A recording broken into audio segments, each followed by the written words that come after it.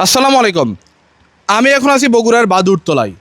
এই এলাকার লোকগুলো সৌভাগ্যবান, কারণ বৃষ্টি হলে এনারা থাকে তো বগুড়ায়, কিন্তু ফিল পায় কক্সবাজারের।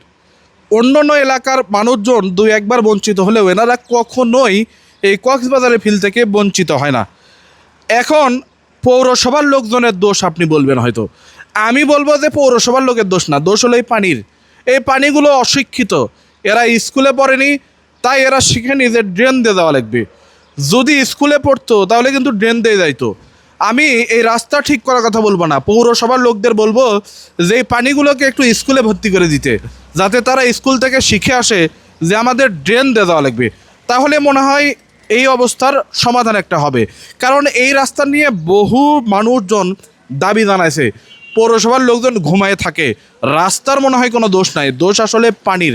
আপনারা একটু কমেন্টে জানাবেন আসলে দোষটা কার, পৌরসভার না পানির দোষ। এবং ভিডিওটি শেয়ার করবেন, শেয়ার করে লিখবেন যে এই কক্সবাজারের ফিল যেন বগুড়ার অন্যান্য এলাকার লোকজনকেও দিতে পারে এই পৌরসভা কর্তৃপক্ষ।